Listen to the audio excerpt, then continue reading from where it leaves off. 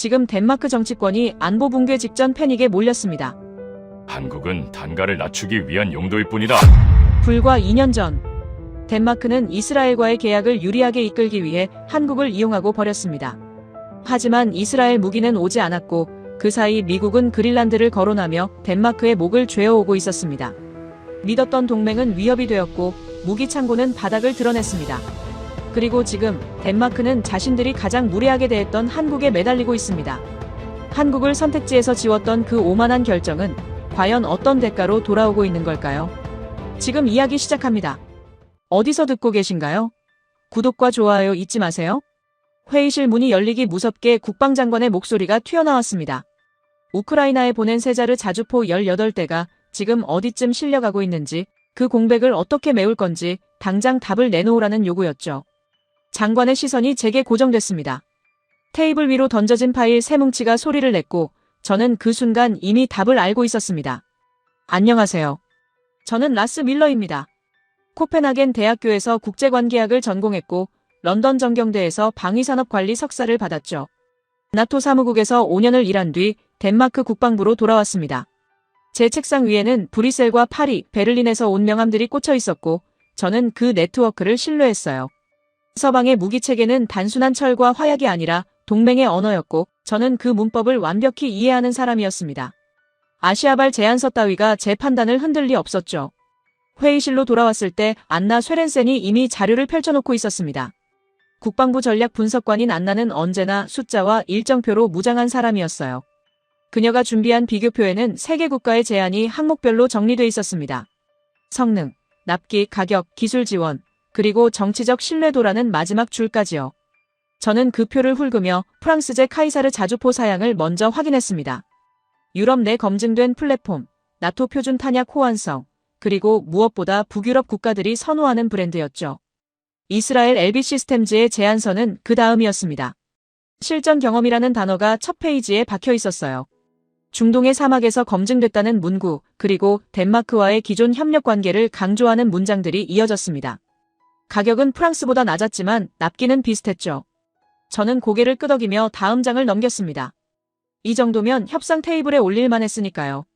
그리고 마지막 서류 뭉치를 집어들었습니다. 한화에어로스페이스라는 로고가 표지에 찍혀 있었어요. 한국이라는 단어가 눈에 들어오는 순간 저는 이미 결론을 내렸습니다. 페이지를 넘기는 속도가 빨라졌죠. K9 자주포 파생형이라는 설명, 트럭형 셰시에 탑재된 155mm 곡사포, 그리고 가격표가 보였습니다. 프랑스의 절반, 이스라엘의 70% 수준이었어요. 납기는 18개월이라고 적혀 있었습니다. 프랑스와 이스라엘이 24개월 이상을 제시한 것에 비하면 확실히 빨랐죠. 하지만 저는 코웃음을 흘렸습니다. 트럭에 대포를 올려놓은 형태라니 이게 정말 자주포라고 부를 수 있는 건지 의문이었어요. 유럽의 정교한 유압 시스템이나 이스라엘의 자동장전 기술과는 차원이 다른 접근이었습니다. 저는 서류를 테이블에 내려놓으며 안나에게 물었습니다. 이게 전력인지 아니면 잉여물자 처리반인지 모르겠다고요. 제 목소리에는 비웃음이 섞여 있었습니다. 안나는 잠시 멈칫했습니다. 그녀의 눈빛에서 불편함이 읽혔지만 저는 신경 쓰지 않았어요. 안나가 조심스럽게 입을 열었습니다. 가성비와 납기는 무시할 수 없는 요소라고, 특히 지금처럼 급한 상황에서는 더욱 그렇다고 말이죠. 저는 손을 내저으며 그녀의 말을 끊었습니다. 우리는 북유럽 국가라고, 전력은 품격으로 완성되는 거라고 답했어요. 안나의 표정이 굳어지는 게 보였지만 저는 이미 다음 의제로 넘어가 있었습니다. 제 머릿속에서는 이미 이스라엘과의 협상 시나리오가 그려지고 있었거든요. 한국 제안서는 가격 협상용 카드로 쓸 수 있을 거라고 판단했습니다. LB 측에 한국의 낮은 가격을 언급하면서 좀 더 유리한 조건을 이끌어낼 수 있을 테니까요. 실제로 계약할 생각은 전혀 없었지만 협상 테이블에서 레버리지로 활용하기엔 충분했죠. 회의가 끝난 뒤 저는 창밖을 바라봤습니다. 코펜하겐의 하늘은 여전히 회색빛이었고 항구 쪽에서 바람이 불어왔어요. 우크라이나로 떠난 세자르 자주포들이 지금쯤 폴란드 국경을 넘고 있을 거라는 생각이 들었습니다. 우리의 선택은 옳았어요. 유럽의 안보를 위해 우리가 가진 최고의 자산을 내놓은 것이니까요. 그리고 그 공백은 당연히 유럽이나 검증된 파트너의 무기로 채워져야 했습니다. 안나가 자리에서 일어서며 조용히 말했습니다. 한국 측 데이터를 좀 더 검토해보겠다고요. 저는 고개도 돌리지 않은 채 그러라고 답했습니다. 그녀의 태블릿 화면에는 여전히 그 비교표가 떠 있었고 한국열의 납기 항목에 형광펜 표시가 되어 있었죠. 하지만 저는 이미 결론을 내린 상태였습니다. 숫자가 전부는 아니니까요. 전력 도입은 단순한 쇼핑이 아니라 국가의 정체성과 연결된 문제였어요. 저녁 무렵 이스라엘 대사관에서 연락이 왔습니다. LB 시스템즈 측과 다음 주 화상회의 일정을 잡았다는 내용이었어요. 저는 만족스러운 미소를 지으며 일정을 확정했습니다. 이미 결론은 정해져 있었죠. 프랑스는 너무 비쌌고 한국은 애초에 고려 대상이 아니었으며 이스라엘은 우리가 신뢰할 수 있는 파트너였으니까요. 사무실을 나서며 복도에 걸린 나토 회원국 지도를 봤습니다. 덴마크를 중심으로 뻗어나간 동맹의 네트워크가 한눈에 들어왔어요. 우리는 그 체계의 일부였고 저는 그 문법을 따르는 사람이었습니다. 아시아의 무기 제조사 따위가 끼어들 자리는 없었죠. 제 책상 위에는 여전히 3개의 제안서가 놓여 있었습니다. 프랑스, 이스라엘, 그리고 한국. 하지만 제 머릿속에서 경쟁은 이미 끝나 있었어요. 이스라엘과의 협상만 남았을 뿐이었습니다. 저는 그렇게 확신했습니다. 받은 편지함에 빨간 숫자가 떴습니다. 한화에어로스페이스, 또다시 같은 발신자였어요. 제목란에는 공식 미팅 일정 재요청이라는 문구가 박혀 있었습니다. 저는 마우스 커서를 그 위에 올렸다가 그대로 내렸죠. 클릭할 이유를 찾지 못했으니까요. 이스라엘과의 화상회의 준비 자료가 화면 한쪽에 열려 있었고 저는 그쪽에 집중하는 게 더 생산적이라고 판단했습니다. 사흘이 지났을 때 3번째 메일이 도착했습니다. 이번에는 기술 담당 이사명이었어요. 현장 시연 일정을 제안하며 덴마크 국방부가 원하는 시간과 장소를 지정해달라는 내용이었습니다. 정중했지만 간절함이 배어있는 문장들이었죠. 하지만 저는 그 메일도 읽지 않았습니다. 제목만 훑고 지나쳤어요. 답장을 쓸 필요성을 느끼지 못했거든요.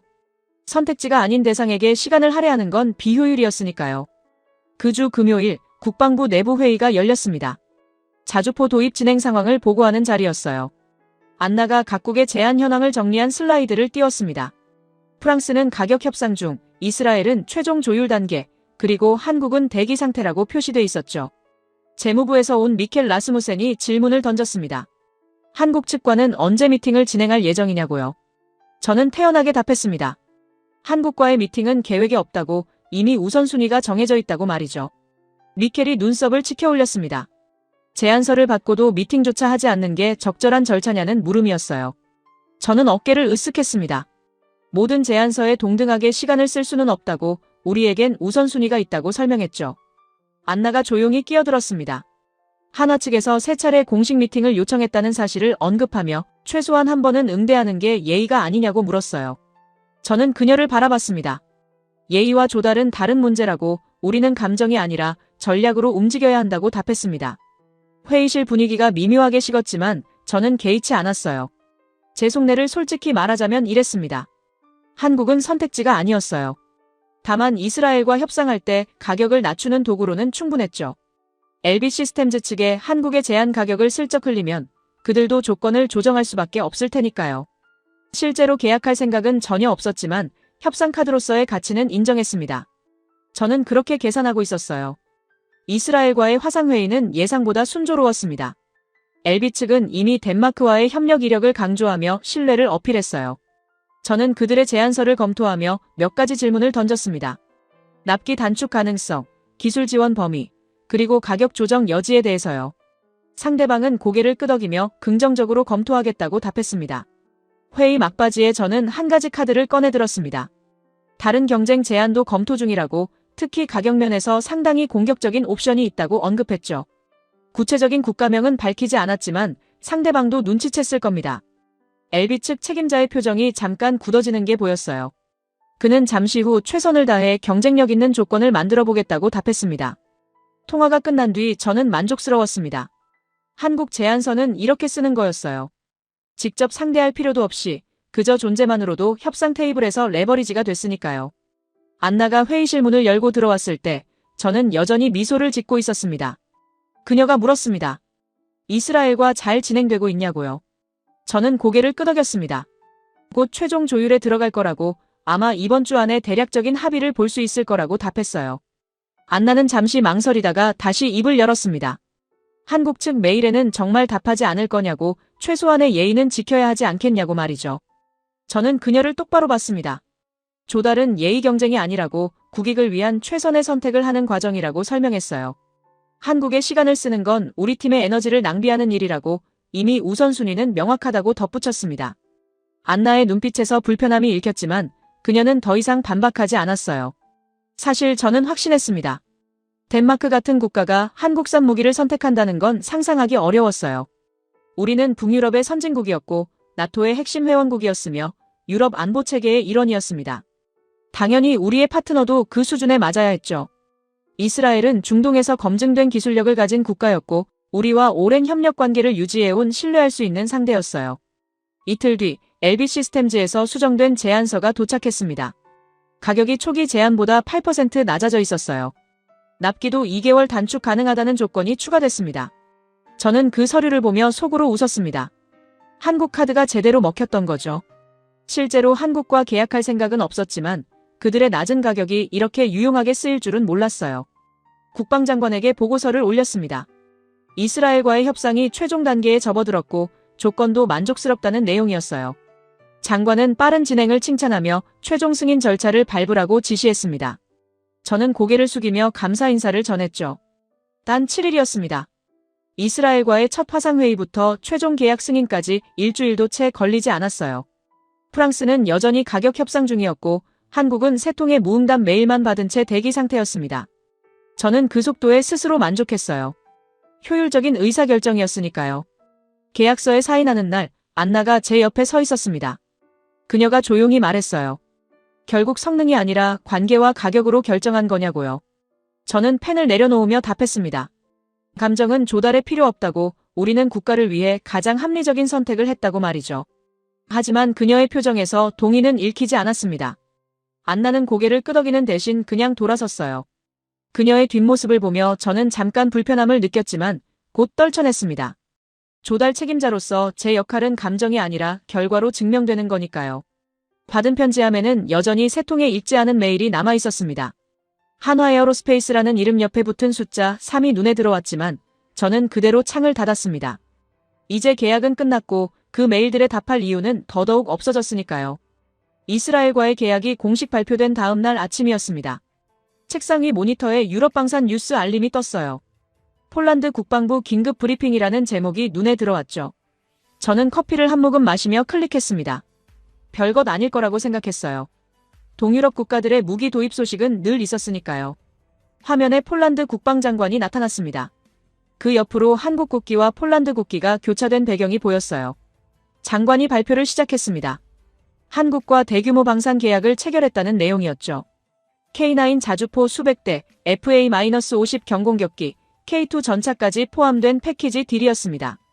계약 규모는 수십억 달러, 그리고 현지 생산과 기술 이전 조건까지 포함됐다고 했어요. 저는 화면을 멍하니 바라봤습니다. 커피잔을 내려놓는 것도 잊었죠. 폴란드가 한국 무기를 산다고요? 그것도 이 규모로? 현지 생산까지 합의했다는 건 단순 구매가 아니라 장기 파트너십을 맺었다는 의미였습니다. 저는 고개를 가로저었어요. 이해할 수 없었습니다. 안나가 제 사무실 문을 두드렸습니다. 그녀도 같은 뉴스를 봤는지 태블릿을 들고 있었어요. 폴란드 계약건에 대해 보고드리러 왔다고 했습니다. 저는 손짓으로 들어오라고 했죠. 안나는 책상 앞에 서서 화면을 제 쪽으로 돌렸습니다. 폴란드 언론들이 일제히 보도한 내용이 정리돼 있었어요. 계약 세부 사항이 눈에 들어왔습니다. 첫 인도는 18개월 이내, 현지 조립 라인 구축은 2년 계획, 기술 이전 범위에는 핵심 부품 생산까지 포함됐다고 적혀 있었어요. 저는 그 숫자들을 읽으며 코웃음을 쳤습니다. 18개월 안에 수백 대를 인도한다고요? 말도 안 되는 일정표였죠. 회의실로 자리를 옮겼습니다. 벽면에 걸린 유럽 지도가 보였어요. 저는 일어나서 그 지도 앞으로 걸어갔습니다. 폴란드 위치를 손가락으로 짚었죠. 러시아 국경과 맞닿은 최전선, 우크라이나 바로 옆이었습니다. 저는 안나를 돌아보며 말했습니다. 폴란드는 러시아의 방패막이잖냐고 저런 위치에 있는 나라니까 동양제 창이라도 휘둘러야겠다고요. 안나는 아무 말도 하지 않았습니다. 그녀의 침묵이 불편했지만 저는 계속 말을 이었어요. 우리는 다르다고 덴마크는 북유럽의 선진국이며 나토의 핵심 회원국이라고 강조했습니다. 우리에겐 품격에 맞는 파트너가 필요하다고 폴란드처럼 급하게 물량을 채워야 하는 처지가 아니라고 덧붙였죠. 지도 위 폴란드를 보며 저는 속으로 생각했습니다. 저들은 지리적 숙명 때문에 어쩔 수 없이 선택한 거라고요. 러시아가 바로 옆에 있으니 빨리 많이 싸게 무기를 확보하는 게 최우선일 수밖에 없었겠죠. 하지만 우리는 달랐어요. 덴마크는 전략적 위치도 다르고 안보 환경도 다르며 무엇보다 국가의 품격이 달랐습니다. 제 손가락이 덴마크로 이동했습니다. 부케를 끼고 있는 우리 위치를 가리키며 말했어요. 우리는 우아하게 서방의 방패를 들면 된다고 검증된 기술과 신뢰할 수 있는 파트너십으로 전력을 완성하면 그만이라고요. 폴란드처럼 급조된 무기 체계로 숫자를 채울 필요가 없다고 덧붙였습니다. 안나가 조심스럽게 입을 열었습니다. 폴란드가 기술 이전까지 받는다는 건 단순 구매가 아니라는 의미라고 장기적 관점에서 본다면 상당히 전략적인 선택일 수 있다고 말했어요. 저는 그녀의 말을 손으로 막았습니다. 전략과 타협은 다르다고 폴란드는 선택지가 없어서 타협한 것뿐이라고 답했죠. 사실 제 머릿속에는 한 가지 생각이 맴돌고 있었습니다. 한국이 폴란드에 팔았다는 그 무기들, 바로 우리가 거들떠보지도 않았던 그 제안서 속 내용들이었어요. K9 자주포의 트럭 탑재형 버전, 우리가 잡동산이라고 치부했던 바로 그것이었죠.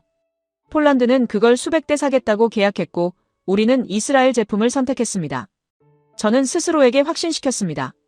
우리의 선택이 옳다고요. 이스라엘은 중동에서 실전 검증된 기술을 가졌고 우리와 오랜 협력 관계를 유지해온 파트너였습니다. 폴란드가 한국을 선택한 건 그들의 사정일 뿐 우리와는 상관없는 일이었어요. 각자의 처지가 다르니 선택도 다를 수밖에 없는 거라고 생각했죠. 안나는 여전히 서 있었습니다. 그녀가 다시 물었어요. 폴란드 계약에서 주목할 점이 납기라고 18개월 안에 첫 인도가 시작된다는 게 현실적으로 가능한 일정이냐고요. 저는 비웃음을 흘렸습니다. 종이 위의 약속이라고 실제로 지켜질지는 두고 봐야 안다고 답했어요. 회의실을 나서며 복도를 걸었습니다. 창밖으로 코펜하겐 항구가 보였어요. 저는 잠시 멈춰서서 그 풍경을 바라봤습니다. 우리가 이스라엘과 맺은 계약, 그리고 폴란드가 한국과 맺은 계약. 두 가지 선택은 완전히 다른 철학에서 나온 것이었죠.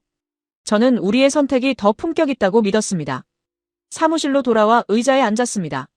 모니터에는 여전히 폴란드 뉴스가 떠 있었어요. 화면 속에서 한국 방산업체 대표와 폴란드 국방장관이 악수하는 장면이 반복 재생되고 있었습니다. 저는 마우스를 움직여 창을 닫았죠. 더 볼 필요가 없었어요. 안나에게 메시지를 보냈습니다. 폴란드 건은 참고 사항으로만 기록하라고 우리 조달 계획에는 영향이 없다고 적었어요. 그녀의 답장은 간단했습니다. 알겠다는 한 줄이었죠. 하지만 그 짧은 답장에서도 뭔가 동의하지 않는 느낌이 묻어났습니다. 점심시간에 동료들과 식사를 했습니다. 누군가 폴란드 뉴스를 화제로 꺼냈어요. 한국이 유럽 시장에 본격 진출하는 거 아니냐는 말이 나왔죠. 저는 포크를 내려놓으며 답했습니다. 동유럽이랑 서유럽은 다르다고 폴란드는 급하니까 선택지가 제한적이지만 우리는 그렇지 않다고요. 테이블 건너편에 앉은 재무부 직원이 물었습니다. 그래도 가격이나 납기 면에서는 경쟁력이 있는 거 아니냐고요. 저는 고개를 저었습니다. 가격이 전부가 아니라고 신뢰와 품질, 그리고 장기적 파트너십이 더 중요하다고 설명했어요. 그는 더 이상 묻지 않았습니다. 오후 내내 저는 이스라엘 측과 세부 일정을 조율했습니다. 첫 인도 시점, 교육훈련 일정, 기술 지원 범위 같은 것들이었어요. 모든 게 순조롭게 진행됐습니다.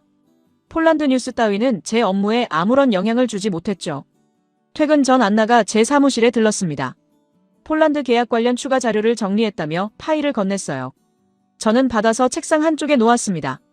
나중에 보겠다고 했지만 사실 볼 생각이 없었어요. 이미 우리 결정은 끝났고 폴란드의 선택은 우리와 무관한 일이었으니까요. 안나가 나가고 나서 저는 창밖을 다시 바라봤습니다. 폴란드는 러시아 방패막이고 한국은 아시아 제조국이며 우리는 북유럽 선진국이었습니다. 각자의 위치에서 각자의 선택을 한 것뿐이었어요. 저는 그렇게 정리하며 컴퓨터를 껐습니다. 지도 위에서 본 폴란드의 위치가 머릿속에 남아있었지만 곧 잊혔습니다. 폴란드 뉴스를 잊은 지 오래 지난 어느 날이었습니다. 오전 브리핑 시간에 국방장관실 비서가 급하게 들어왔어요. 미국 대통령 긴급 성명이 발표됐다며 회의실 스크린을 켰습니다. 저는 커피를 들고 자리에 앉았죠. 나토 관련 일상적인 발언이겠거니 생각했어요. 화면에 미국 대통령이 등장했습니다. 백악관 브리핑룸이었어요. 기자들 앞에 선 그는 그린란드를 언급하기 시작했습니다. 덴마크령 그린란드의 전략적 가치, 북극 항로의 중요성, 그리고 미국의 안보 이익에 대해 말했죠. 저는 여전히 긴장하지 않았습니다. 그린란드 이슈는 늘 있어왔던 것이니까요. 그런데 대통령의 어조가 바뀌었습니다. 그가 덴마크를 직접 거명하며 말했어요.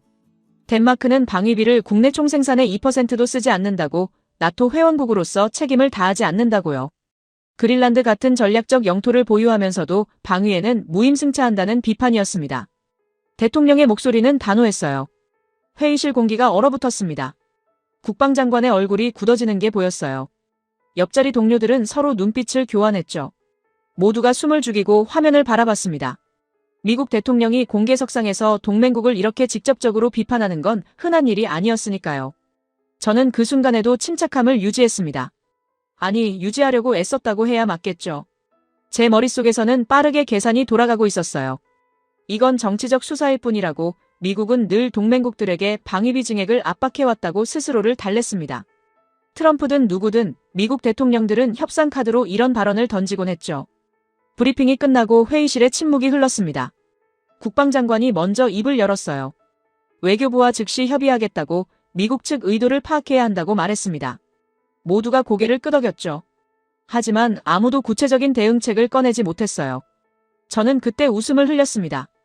의도한 건 아니었지만 긴장을 풀려는 본능적인 반응이었어요. 시선이 제게 쏠렸습니다. 국방장관이 물었어요. 뭐가 웃긴지 말해보라고요. 저는 어깨를 으쓱하며 답했습니다. 미국 대통령은 비즈니스맨이라고, 협상 테이블에서 늘 쓰는 전략이라고요. 농담 좀 한 거라고 덧붙였습니다. 회의실 분위기가 더 차갑게 식었습니다. 국방장관의 표정에서 불쾌함이 읽혔지만 저는 제 말을 밀고 나갔어요. 실제로 행동으로 옮길 일은 없다고, 그린란드는 나토 체제 안에서 보호받고 있으며 미국도 그걸 안다고 설명했습니다. 이건 언론 플레이일 뿐이라고, 곧 잠잠해질 거라고 확신했죠. 안나가 조용히 자료를 꺼냈습니다. 최근 5년간 덴마크 국방비 지출 추이를 정리한 그래프였어요. 화면에 띄워진 그래프는 명확했습니다. 덴마크는 GDP 대비 1.4% 수준을 유지하고 있었고, 나토 권장 목표인 2%에는 한참 못 미쳤죠. 안나가 말했습니다. 미국 대통령의 지적이 사실이라고, 숫자로는 반박할 수 없다고요. 저는 손을 내저었습니다. 숫자가 전부가 아니라고, 덴마크는 질적으로 기여하고 있다고 반박했어요. 우크라이나에 세자르 자주포를 지원했고, 나토 작전에 꾸준히 참여해왔으며 북유럽 안보에서 중추적 역할을 하고 있다고 강조했습니다. 양적 지표만으로 평가받을 일은 아니라고 덧붙였죠. 하지만 제 목소리에는 확신이 부족했습니다. 스스로도 느낄 수 있었어요. 안나의 그래프 앞에서 제 논리는 방어적으로 들렸고, 회의실 안 사람들의 표정도 제 편이 아니었습니다. 국방장관은 아무 말 없이 고개만 끄덕였어요. 그 침묵이 더 무거웠죠. 회의가 끝나고 복도로 나왔을 때 안나가 제 옆으로 걸어왔습니다. 그녀가 조심스럽게 물었어요. 정말 농담이라고 생각하냐고, 미국이 공개석상에서 동맹국을 저렇게 비판하는 게 가벼운 일이라고 보냐고요. 저는 걸음을 멈추지 않았습니다. 과민 반응하지 말라고, 정치는 원래 이런 거라고 답했어요. 사실 제 속은 편하지 않았습니다. 미국 대통령의 발언이 계속 머릿속에 맴돌았어요. 그린란드를 언급한 건 단순한 예시가 아니었죠. 덴마크가 전략적 자산을 갖고 있으면서도 방위 책임은 소홀히 한다는 직접적인 공격이었습니다. 하지만 저는 그 불편함을 인정하고 싶지 않았어요. 사무실로 돌아와 뉴스를 확인했습니다. 유럽 언론들이 일제히 미국 대통령 발언을 다루고 있었어요. 덴마크 언론은 더 직접적이었습니다. 정부의 안보 정책을 질타하는 사설이 쏟아졌고, 방위비 증액 논쟁이 재점화됐다는 기사들이 이어졌죠. 저는 브라우저를 닫았습니다. 더 보고 싶지 않았어요. 안나에게서 메시지가 왔습니다. 재무부에서 긴급회의 소집 통보가 왔다는 내용이었어요. 방위비 증액 검토를 위한 태스크포스를 구성한다고 했습니다. 저는 한숨을 쉬었죠. 결국 이렇게 되는구나 싶었어요. 미국의 압박이 실제 정책 변화로 이어지는 순간이었습니다. 점심시간에도 이 이야기뿐이었습니다. 구내식당 곳곳에서 동료들이 미국 발언에 대해 수군거렸어요. 누군가는 방위비를 올려야 한다고 했고, 다른 누군가는 미국의 내정 간섭이라고 비판했습니다. 저는 조용히 식사만 했어요. 의견을 내놓고 싶지 않았습니다. 오후에 재무부 회의가 열렸습니다. 미켈 라스무센이 주재했어요. 그는 직설적으로 말했습니다. 미국 대통령의 발언은 경고이며 우리가 대응하지 않으면 실제 조치로 이어질 수 있다고요. 그린란드 문제가 안보 이슈로 비화될 가능성도 있다고 덧붙였습니다. 미켈이 시나리오를 제시했어요. 방위비를 GDP 2%까지 끌어올리려면 현재 예산을 거의 2배로 늘려야 한다고 했습니다. 그 재원을 어디서 마련할지, 어떤 전력에 우선순위를 둘지 결정해야 한다고 강조했죠. 회의실이 다시 조용해졌습니다. 저는 여전히 믿고 싶지 않았습니다. 미국이 정말로 덴마크에 압박을 가할 거라고는 생각하지 않았어요. 우리는 동맹국이었고 나토의 일원이었으며 그린란드라는 전략적 자산을 보유한 국가였습니다. 미국이 우리를 함부로 대할 수는 없다고 믿었죠. 회의가 끝나갈 무렵 미켈이 제게 물었습니다. 이스라엘과의 자주포 계약, 추가 조달 계획이 있냐고요. 방위비가 늘어나면 전력 증강도 함께 검토해야 한다고 했습니다. 저는 고개를 끄덕였어요. 검토하겠다고 답했지만 속으로는 혼란스러웠습니다. 퇴근길에 안나와 엘리베이터에서 마주쳤습니다. 그녀가 물었어요. 정말 괜찮을 거라고 생각하냐고, 미국 발언이 그냥 지나갈 거라고 보냐고요. 저는 잠시 망설이다가 답했습니다. 지켜봐야 한다고, 아직 결론 내릴 단계는 아니라고요. 하지만 제 목소리에는 확신이 없었어요. 차를 몰고 집으로 가는 길 라디오에서 뉴스가 흘러나왔습니다. 미국 대통령의 덴마크 비판이 주요 뉴스였어요. 전문가들이 나와서 덴마크 방위 정책의 문제점을 지적했고 야당 의원들은 정부를 비난했습니다. 저는 라디오를 껐습니다. 집에 도착했을 때 저는 지쳐 있었습니다. 소파에 앉아 창밖을 바라봤어요. 코펜하겐의 밤하늘은 어두웠습니다. 미국 대통령의 얼굴이 자꾸 떠올랐어요. 그린란드, 2% 무임승차. 그 단어들이 머릿속에서 맴돌았습니다. 저는 스스로에게 되뇌었습니다. 이건 지나갈 거라고, 미국은 협상 전술로 압박하는 것뿐이라고, 실제로는 아무 일도 일어나지 않을 거라고요. 하지만 그 확신은 점점 약해지고 있었어요. 안나의 질문이 귓가에 맴돌았습니다. 정말 괜찮을 거냐고, 정말로요. 잠자리에 들었지만 쉽게 잠들지 못했습니다. 천장을 바라보며 생각했어요. 우리의 이스라엘 계약, 폴란드의 한국 계약, 미국의 경고. 이 모든 게 어떻게든 연결되어 있는 것 같았지만 저는 그 연결고리를 인정하고 싶지 않았습니다. 그저 각각 별개의 사건일 뿐이라고, 우연의 겹침일 뿐이라고 스스로를 설득했죠. 미국 발언 이후 일주일이 지났습니다. 국방부는 방위비 증액 시나리오 검토에 들어갔고 저는 추가 조달 계획을 준비하고 있었어요. 이스라엘과의 계약은 순조롭게 진행 중이었고 저는 다시 일상으로 돌아왔다고 생각했습니다. 미국의 압박은 결국 말뿐이었다고, 우리는 계획대로 가면 된다고 스스로를 다독였죠. 그날 오전 안나가 제 사무실 문을 두드렸습니다. 평소보다 표정이 굳어 있었어요. 손에는 태블릿을 들고 있었고 화면에는 뭔가 긴급 보고서가 떠 있었습니다. 저는 커피를 한 모금 마시며 들어오라고 손짓했죠. 별일 아니겠거니 생각했어요. 안나가 책상 앞에 섰습니다. 그녀가 태블릿을 제 쪽으로 돌리며 말했어요. 이스라엘 상황을 확인해야 한다고, LB 시스템즈에서 온 통보 메일이 있다고요. 저는 화면을 들여다봤습니다. 메일 제목이 눈에 들어왔어요. 생산 일정 조정 안내라고 적혀 있었습니다. 본문을 읽기 시작했습니다. 이스라엘 하마스 전쟁이 격화되면서 자국 방위 수요가 급증했다는 내용이었어요. LB 시스템즈는 이스라엘 국방부의 긴급 주문을 우선 처리해야 하며 해외 수출 일정의 차질이 불가피하다고 통보했습니다. 덴마크향 자주포 인도 시점은 재조정 중이라고 했죠. 저는 화면에서 눈을 떼지 못했습니다. 재조정이라는 단어가 머릿속에 맴돌았어요. 구체적인 날짜는 없었습니다. 언제 인도될지 확정할 수 없다는 뜻이었죠. 안나가 조용히 말했습니다. 이스라엘은 지금 전쟁 중이라고, 해외 고객은 우선순위에서 밀릴 수밖에 없다고요. 저는 의자에 기댔습니다. 머릿속이 복잡해졌어요. 이스라엘을 선택한 이유 중 하나가 신뢰할 수 있는 파트너십이었습니다. 중동의 실전 경험, 검증된 기술, 그리고 오랜 협력 관계. 하지만 지금 그 파트너는 우리를 후순위로 밀어냈습니다. 전쟁이라는 변수 앞에서 계약은 휴지 조각이 된 거죠. 안나가 추가 자료를 꺼냈습니다. 중동 정세 분석 보고서였어요. 이스라엘-하마스 충돌이 단기간에 끝날 가능성은 낮다고 적혀 있었습니다. 최소 수개월에서 길게는 년 단위로 갈 수 있다는 전망이었죠. 그 기간 동안 이스라엘 방산업체들은 자국 수요에만 집중할 거라고 했어요. 저는 한숨을 쉬었습니다. 그럼 우리 자주포는 언제 받는다는 건지 물었어요. 안나는 고개를 저었습니다. 확정할 수 없다고, LB 측도 구체적인 날짜를 제시하지 못하고 있다고 답했죠. 저는 책상을 손바닥으로 쳤습니다. 계약서에 명시된 일정은 어떻게 되는 거냐고 물었어요. 안나가 계약서 조항을 확인했습니다. 불가항력 조항이 있었어요. 전쟁, 천재지변, 정부 명령 같은 상황에서는 일정 지연에 대한 책임을 지지 않는다는 내용이었습니다. 이스라엘은 지금 그 조항을 적용하고 있었죠. 법적으로 문제 삼을 여지도 없었어요. 회의실로 자리를 옮겼습니다. 긴급 대책회의를 소집했어요. 국방부 실무진과 재무부 담당자들이 모였습니다. 저는 상황을 설명했죠.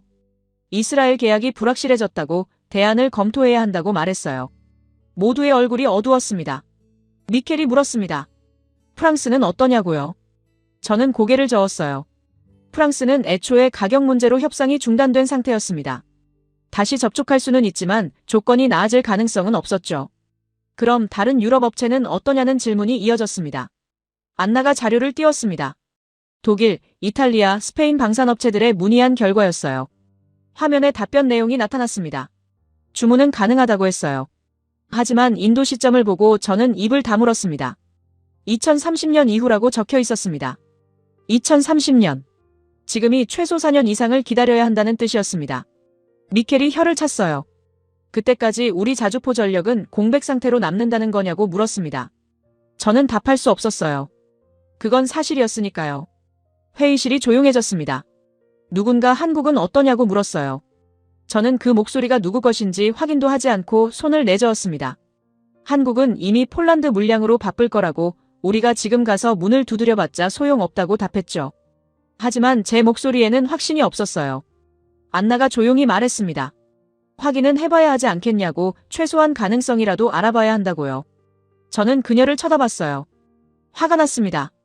우리가 한국을 어떻게 대했는지 잊었냐고 세 통의 메일을 모두 무시했다고 이제 와서 우리가 먼저 손을 내밀 수는 없다고 말했죠. 미켈이 끼어들었습니다. 자존심과 국방전력은 다른 문제라고 실용적으로 접근해야 한다고 말했어요. 저는 입을 다물었습니다. 반박할 논리가 없었죠. 하지만 인정하고 싶지 않았어요. 우리가 무시했던 그 제안서로 다시 돌아가야 한다는 사실을 말이죠. 회의가 끝난 뒤 저는 혼자 남았습니다. 회의실 창밖을 바라봤어요. 코펜하겐 하늘은 흐렸습니다. 머릿속에서 시간표가 돌아갔죠. 이스라엘은 불확실, 유럽은 2030년 이후. 그럼 지금 당장 확보할 수 있는 옵션은 무엇인가? 답은 하나였지만 저는 그 답을 입 밖으로 꺼내고 싶지 않았어요.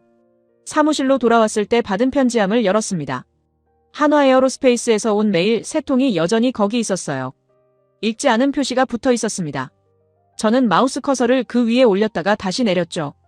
아직은 아니라고 다른 방법이 있을 거라고 스스로를 달랬습니다. 안나에게서 메시지가 왔습니다.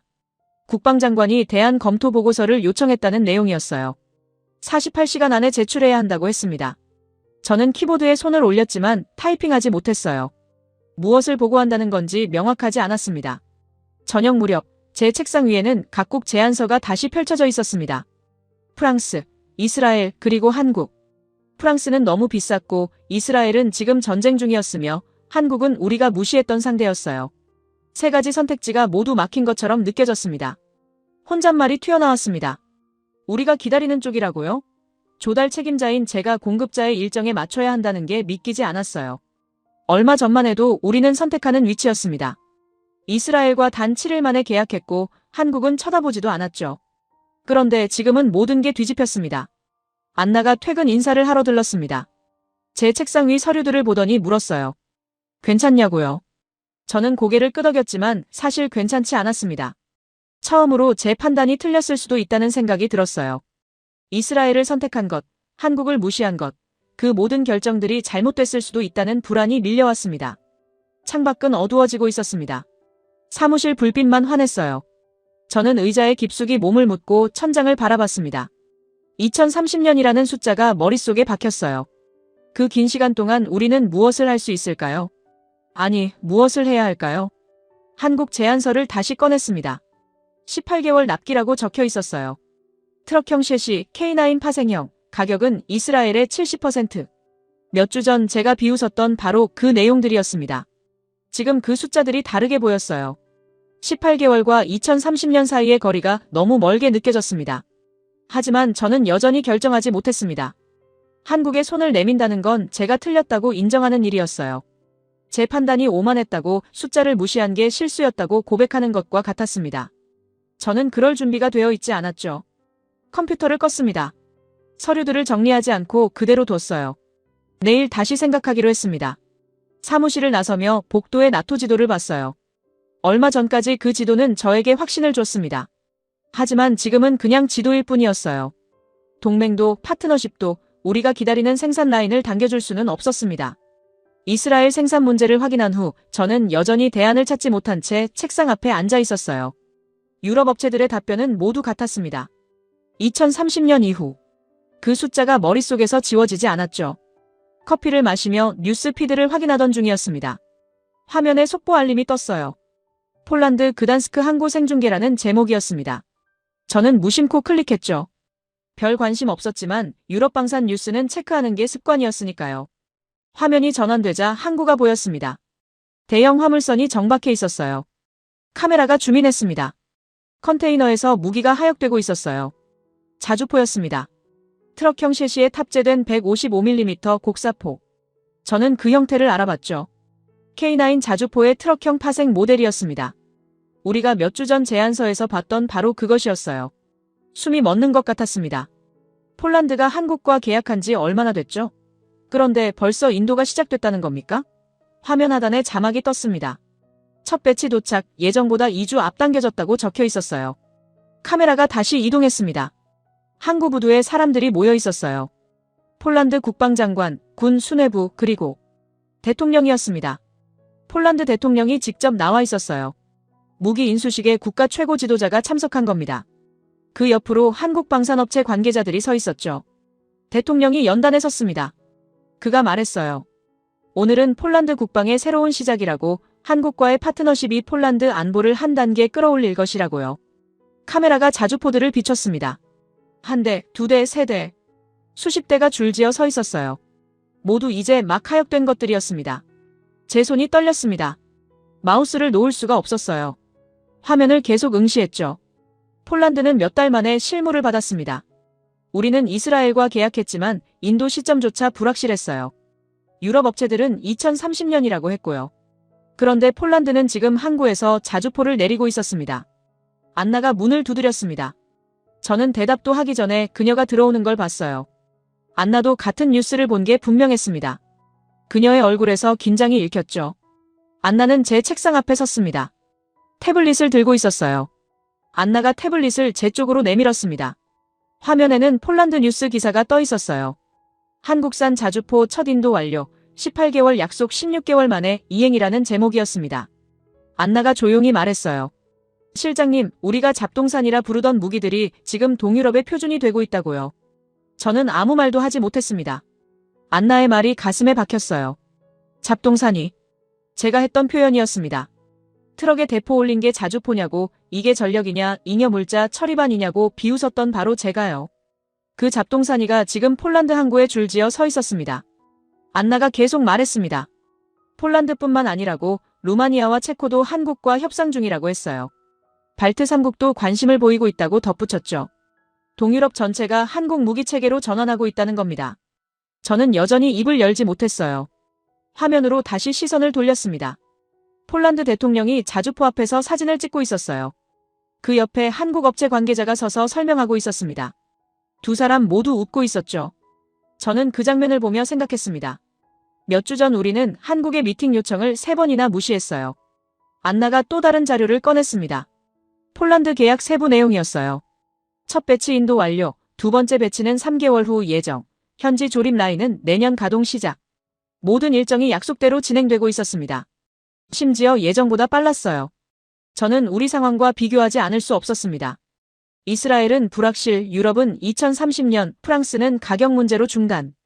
우리에겐 확정된 인도 일정이 하나도 없었어요.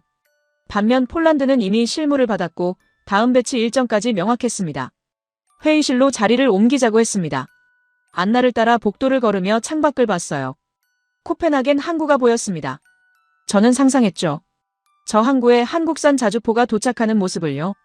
덴마크 국방장관이 마중 나가는 장면을요. 하지만 그건 일어나지 않을 일이었습니다. 우리는 한국을 선택하지 않았으니까요. 회의실에서 안나가 비교 자료를 띄웠습니다. 폴란드와 덴마크의 타임라인이 나란히 정리돼 있었어요. 폴란드는 계약 후 16개월 만에 첫 인도, 덴마크는 계약 후 인도 시점 미정.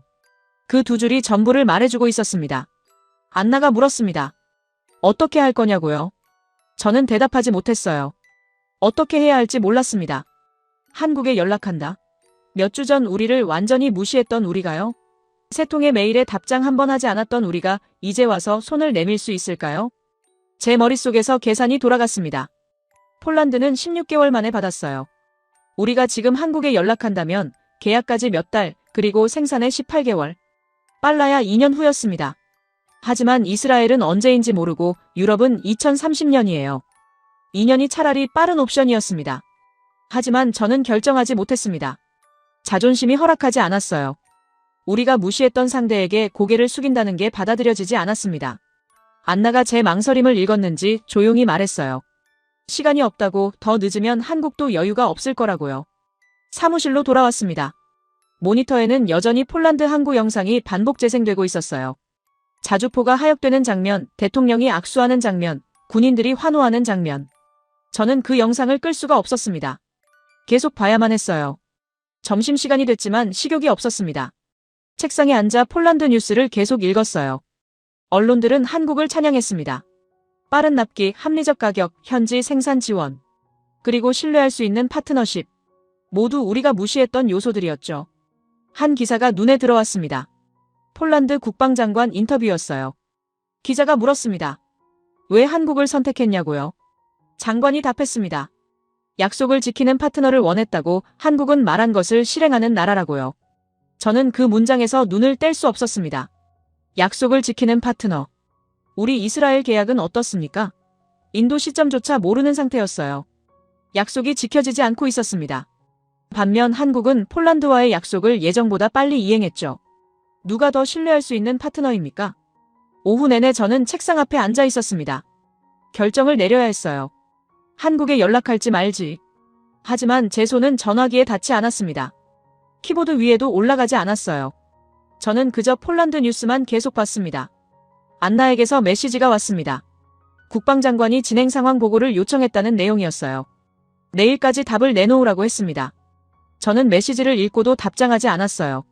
무슨 답을 한다는 건지 모르겠었습니다. 창밖이 어두워졌습니다. 퇴근 시간이 지났지만 저는 움직이지 않았어요. 모니터에는 여전히 폴란드 항구가 떠 있었습니다. 자주포들이 줄지어 서 있는 그 장면이요. 우리가 비웃었던 트럭형 자주포들이 지금 폴란드 국방의 핵심이 되어 있었습니다. 저는 혼잣말을 했습니다. 우리는 품격을 선택했다고, 검증된 파트너를 선택했다고요. 하지만 그 품격은 지금 어디 있습니까? 검증된 파트너는 우리에게 인도 일정조차 주지 못하고 있어요. 반면 우리가 무시했던 선택지는 이미 다른 나라에 실무를 주고 있었습니다. 컴퓨터를 껐습니다. 사무실을 나서며 복도를 걸었어요. 나토 지도가 여전히 벽에 걸려 있었습니다. 저는 멈춰서서 폴란드를 찾았죠. 러시아 방패막이라고 비웃었던 그 나라. 지금 그들은 자주포를 받았고 우리는 빈손이었습니다.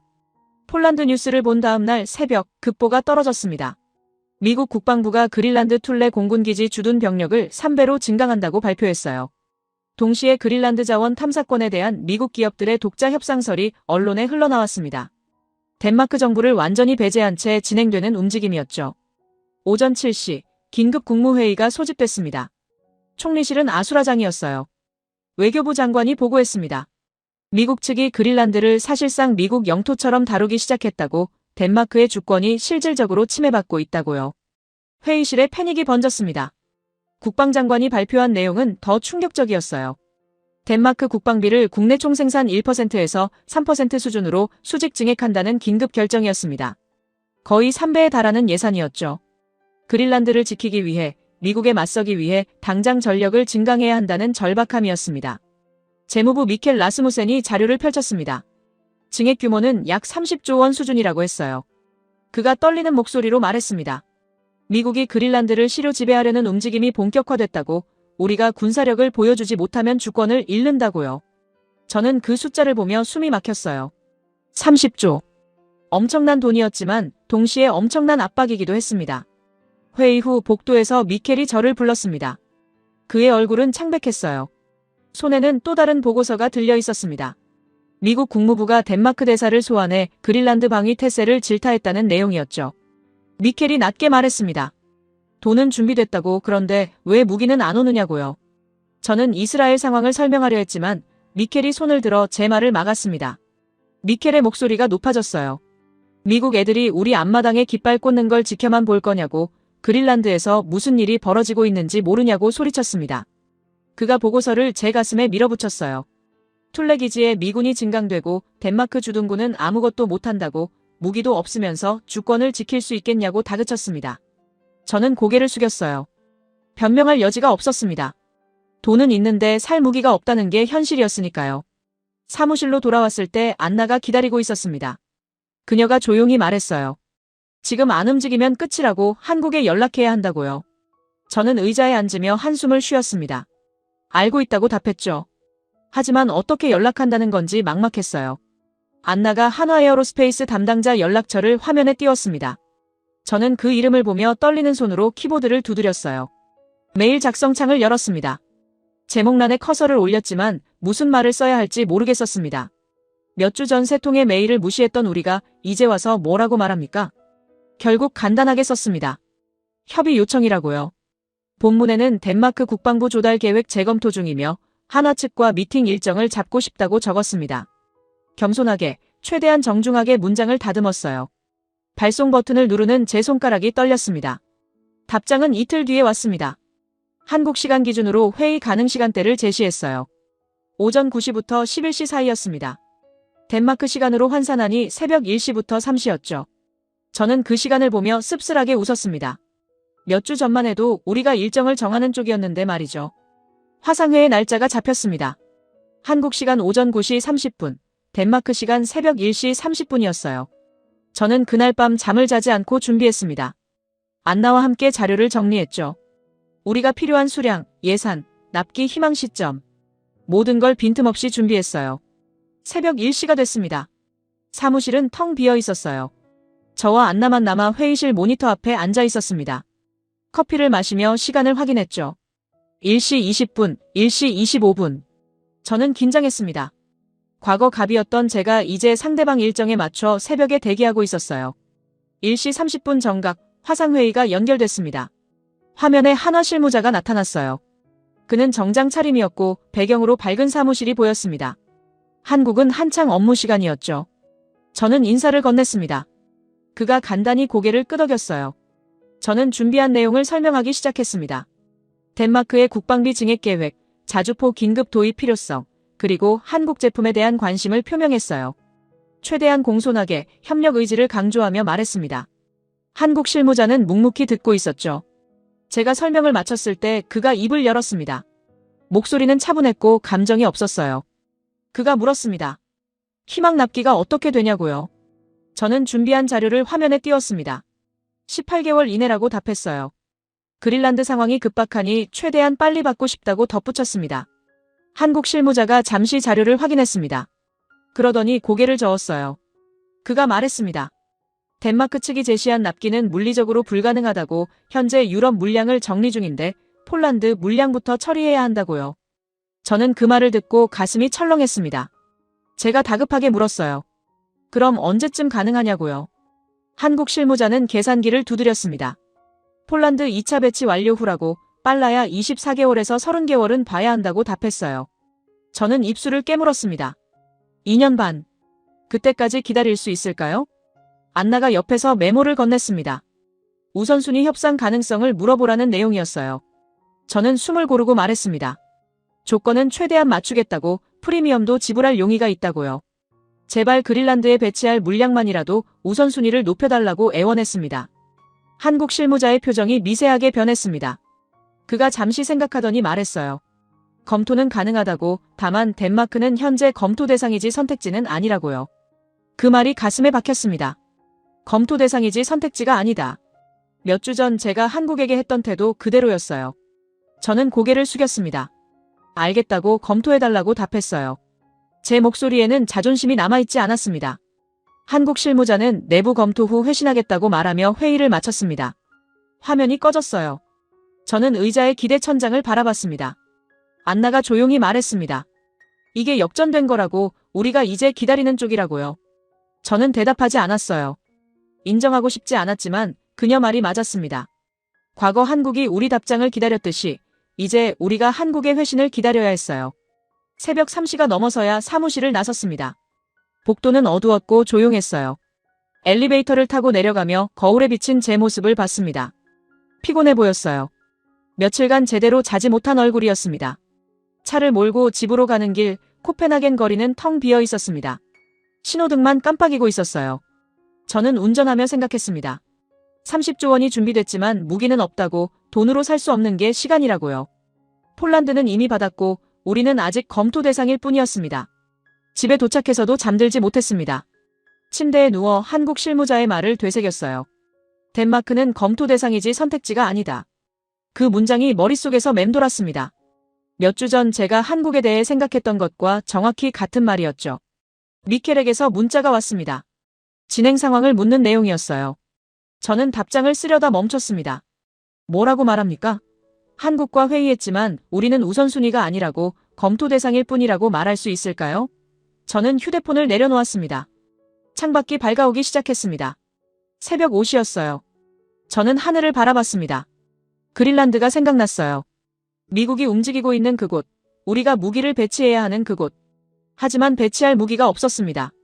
돈은 있지만 시간이 없었고 파트너를 선택했지만 신뢰가 깨졌어요. 출근 시간이 됐을 때 저는 샤워도 하지 않고 그대로 사무실로 향했습니다. 안나가 이미 와 있었어요. 그녀가 물었습니다. 괜찮냐고요? 저는 고개를 저었어요. 괜찮지 않다고, 하나도 괜찮지 않다고 답했습니다.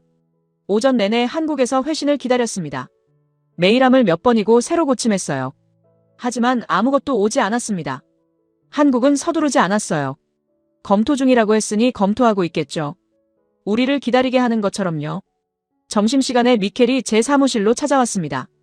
그가 다그쳤어요. 언제쯤 확답을 받을 수 있냐고, 그린란드는 매일 급박해지는데 우리는 뭘 하고 있냐고요. 저는 대답하지 못했습니다. 저도 모르겠었어요. 한국의 답을 기다릴 수밖에 없었습니다. 오후 4시쯤 메일 알림이 떴습니다. 한화 에어로스페이스였어요. 저는 급하게 메일을 열었습니다. 내부 검토 결과 덴마크 물량을 일정에 포함시킬 수 있다는 내용이었어요. 다만 조건이 있었습니다. 납기는 최소 27개월, 그리고 프리미엄 비용 15% 추가라고 적혀 있었습니다. 저는 그 조건을 보며 쓴웃음을 지었습니다. 27개월, 그리고 15% 추가 비용. 한국의 원래 제한은 18개월에 이스라엘보다 30% 저렴한 가격이었어요. 우리가 그걸 무시한 대가였습니다. 저는 답장을 썼습니다. 해시태그 8장 차가운 기록.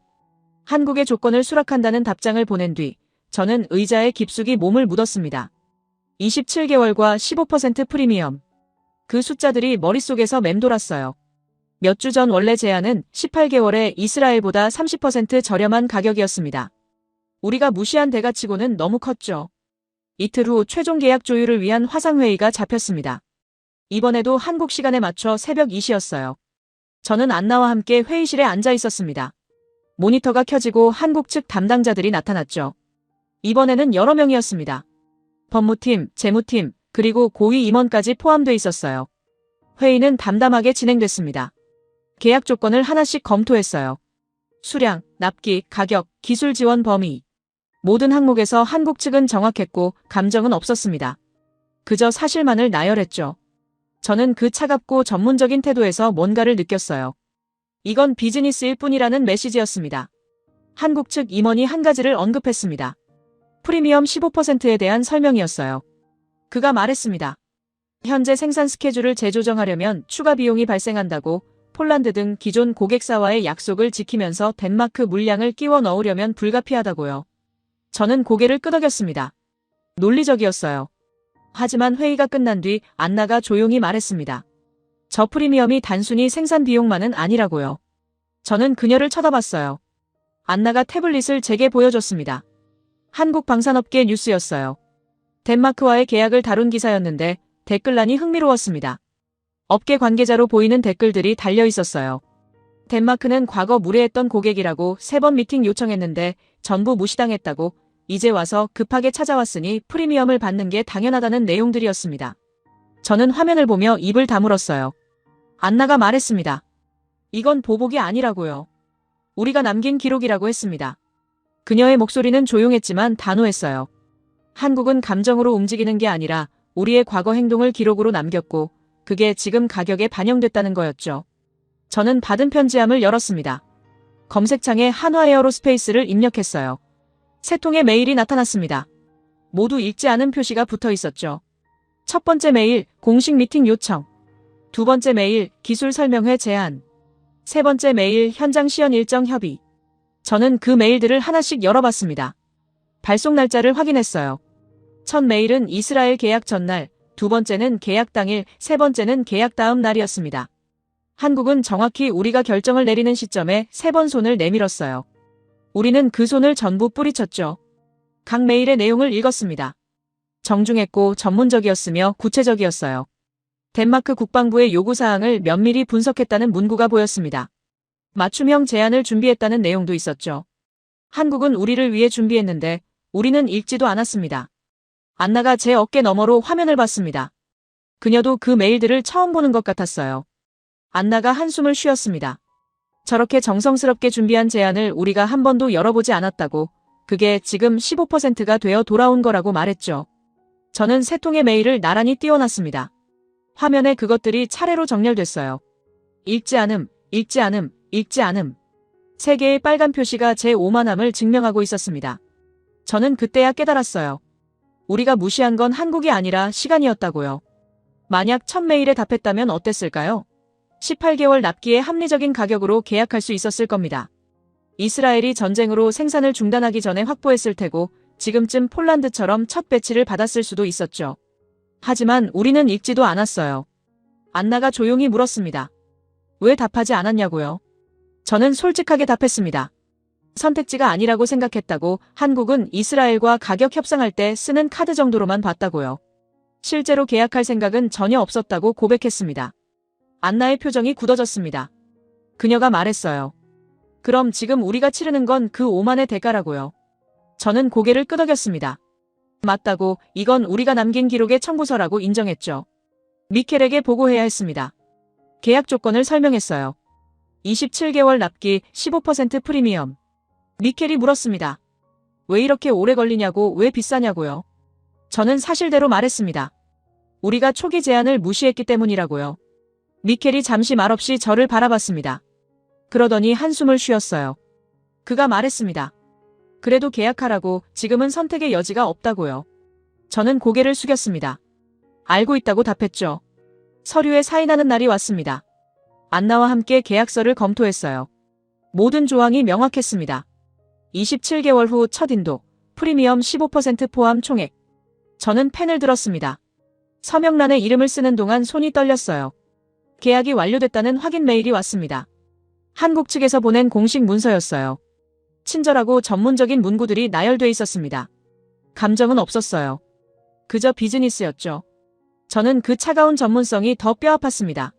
사무실 창밖을 바라봤습니다. 코펜하겐 항구가 보였어요. 27개월 후 저 항구에 한국산 자주포가 도착할 겁니다. 폴란드보다 거의 1년 늦게, 그리고 훨씬 비싼 값을 치르고요. 저는 그 미래를 상상하며 씁쓸했습니다. 안나가 마지막으로 물었습니다. 매운 게 있냐고요. 저는 잠시 생각했습니다. 그리고 답했어요. 우리가 한국을 무시한 게 아니라 시간과 태도를 무시했다고, 그게 가장 큰 실수였다고요. 시간은 되돌릴 수 없었습니다. 3통의 메일을 읽지 않은 그 순간들, 이스라엘과 7일 만에 계약했던 그 성급함, 폴란드를 비웃었던 그 오만함. 모든 게 기록으로 남았고 지금 우리가 그 대가를 치르고 있었어요. 책상 서랍을 열었습니다. 처음 받았던 새 나라 제안서가 그대로 있었어요. 프랑스, 이스라엘, 한국. 저는 한국 제안서를 꺼냈습니다. 표지에 먼지가 쌓여 있었죠. 한 번도 제대로 읽지 않았던 그 서류였습니다. 페이지를 넘겼습니다. K9 자주포 트럭형, 18개월 납기, 합리적 가격. 모든 게 거기 있었어요. 우리가 필요로 했던 모든 것이요. 하지만 우리는 그걸 잡동산이라고 불렀죠. 트럭에 대포 올린 게 뭐냐고 비웃었습니다. 지금 그 잡동사니는 폴란드의 주력 전력이 되어 있었습니다. 루마니아와 체코도 주문했고 발트 3국도 관심을 보이고 있었어요. 동유럽 전체가 한국 무기로 재무장하는 동안 우리는 27개월을 기다리며 15% 프리미엄을 내고 있었습니다. 안나가 퇴근 인사를 하러 왔습니다. 그녀가 제 책상 위 제안서를 봤어요. 뭐라고 말하지 않았지만 그녀의 눈빛이 모든 걸 말해주고 있었습니다. 저는 제안서를 덮었습니다. 이제 와서 읽어봤자 달라질 건 없었으니까요. 사무실을 나서며 복도의 나토 지도를 마지막으로 봤습니다. 동맹의 네트워크, 서방의 파트너십. 그 모든 게 우리에게 납기를 당겨주지 못했어요. 품격도 전통도 관계도 생산 라인을 앞당기지 못했습니다. 결국 중요한 건 약속을 지키는 것이었죠. 집으로 가는 차 안에서 저는 생각했습니다. 우리는 선택할 위치에 있다고 착각했어요. 하지만 실제로는 우리도 선택받아야 하는 입장이었죠. 한국은 그걸 알았고 우리는 몰랐습니다. 그 차이가 지금의 결과를 만들었어요. 27개월. 그 시간 동안 우리는 기다려야 합니다. 폴란드는 이미 두 번째 배치를 받을 테고 다른 나라들도 줄지어 인도받을 거예요. 우리만 텅 빈 항구를 바라보며 기다리겠죠. 우리가 무시했던 시간이 이렇게 돌아왔습니다. 현관문을 열고 집에 들어섰습니다. 거울에 비친 제 모습을 봤어요. 피곤해 보였습니다. 하지만 그보다는 부끄러워 보였어요. 조달 책임자로서, 국방부 엘리트로서, 나토 경험자로서 가졌던 모든 자신감이 무너진 얼굴이었습니다. 소파에 앉아 어둠 속에서 생각했습니다. 세 통에 읽지 않은 메일, 7일에 성급한 계약, 비웃었던 폴란드, 무시했던 한국. 그 모든 순간이 기록으로 남았고 지금 우리가 그 기록 앞에 서 있었어요. 차갑고 정확하고 감정 없는 기록 말입니다.